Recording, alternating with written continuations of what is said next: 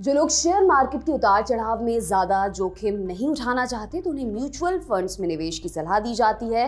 माना जाता है कि निवेशक म्यूचुअल फंड्स के जरिए लंबी अवधि में काफी पैसा बना सकते हैं, लेकिन आज हम आपको म्यूचुअल फंड में निवेश की बारीकियां और फायदे बताने नहीं जा रहे हैं, बल्कि आज हम बात करेंगे एक म्यूचुअल फंड कंपनी और बैंक के कथित खेल की, जिसे 2016 से 2019 के बीच अंजाम दिया गया। लेकिन इस खेल की भनक सेबी को लग गई और अब सेबी ने बैठा दी है जांच। आज के खर्चा पानी में हम बात करेंगे निप्पॉन इंडिया म्यूचुअल फंड और यस बैंक की। जानेंगे कि पूरा मामला क्या है, सेबी को किस बात का शक है और अनिल अंबानी का इस सबसे कनेक्शन क्या है। तो चलिए शुरू करते हैं। मार्केट रेगुलेटर सेबी ने निप्पॉन इंडिया म्यूचुअल फंड और प्राइवेट बैंक यस बैंक के बीच निवेश की जांच शुरू कर दी है। सेबी को शक है कि इस निवेश में निवेशकों के पैसे का दुरुपयोग किया गया है। समाचार एजेंसी रॉयटर्स की रिपोर्ट में जानकारी दी है।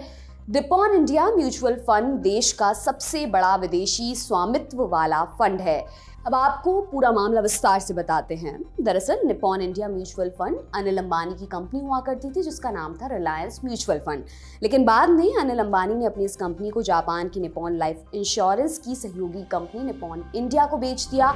अक्टूबर 2019 में हुए इस सौदे के तहत निप्पॉन ने रिलायंस एसेट मैनेजमेंट कंपनी की 75% हिस्सेदारी का अधिग्रहण किया था। इस डील के साथ ही रिलायंस म्यूचुअल फंड का मालिकाना हक उसके पास चला गया और उसने नाम बदलकर निप्पॉन इंडिया म्यूचुअल फंड रख दिया। लेकिन अनिल अंबानी की कंपनी निप्पॉन को बेचने से पहले यानी साल 2016 से साल 2019 के बीच रिलायंस म्यूचुअल फंड ने यस बैंक के बॉन्ड्स में मोटा निवेश किया था। इसके कुछ समय बाद यस बैंक ने अनिल अंबानी ग्रुप की कंपनियों की सिक्योरिटीज में बड़ा निवेश किया था। यही पेच फंस गया। अब सेबी को शक है कि कहीं रिलायंस म्यूचुअल फंड ने किसी डील के तहत तो यस बैंक में पैसा नहीं लगाया। सेबी का नियम है कि फंड हाउसों की मुख्य यानी पेरेंट कंपनी निवेशकों के पैसे का उपयोग नहीं कर सकती है। इस बारे में हमने जेआरके स्टॉक ब्रोकिंग के सीईओ वेल्थ संतोष सिंह से बात की। आइए उनको सुनते हैं। 2016 से लेकर 2019 के बीच में जो है म्यूचुअल फंड ने यस बैंक के 81 बॉन्ड में पैसे लगाए थे, तो 25 करोड़ रुपए लगाए थे।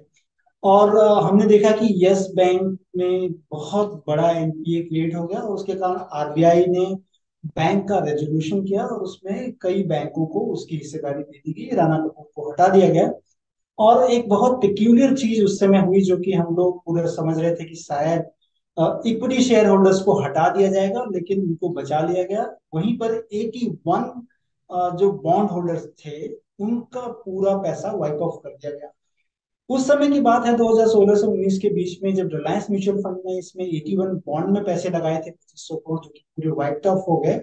सेबी के जो जांच के दायरे हैं वो ये देखना है सेबी का कि क्या इस म्यूचुअल फंड में फंड मैनेजर्स के बिना पे पैसे लगाए गए थे, या फिर म्यूचुअल फंड के जो मालिक उस समय में अनिल अंबानी हुआ करते थे उनका कहीं इन्फ्लुएंस तो नहीं था।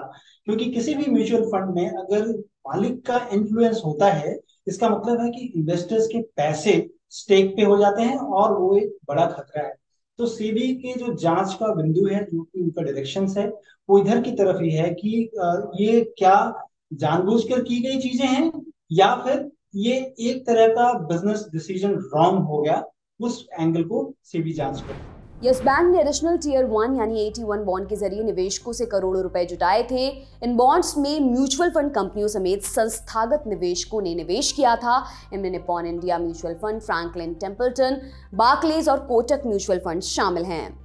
इसमें सबसे ज्यादा करीब 20% हिस्सेदारी निप्पॉन इंडिया म्यूचुअल फंड्स की थी। अदालत को भेजे गए दस्तावेजों के मुताबिक साल 2016 से 2019 के बीच यस बैंक द्वारा जारी किए गए 81 बॉन्ड्स का सबसे बड़ा निवेशक निप्पॉन इंडिया म्यूचुअल फंड था। यस बैंक ने 3 साल में कुल मिलाकर करीब 84,100 करोड़ रुपए के बॉन्ड जारी किए थे।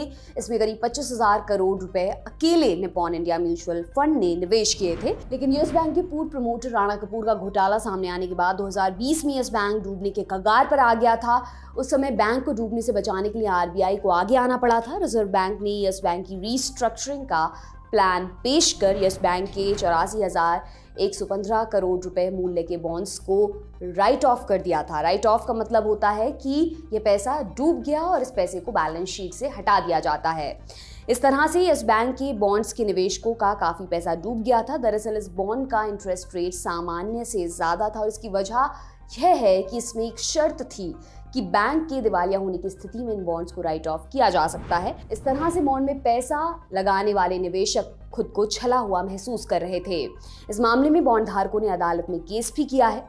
अगर सेबी की जांच में आरोप सही पाए जाते हैं तो म्यूचुअल फंड और बैंक दोनों के मालिकों और अधिकारियों पर मोटा जुर्माना लगाया जा सकता है।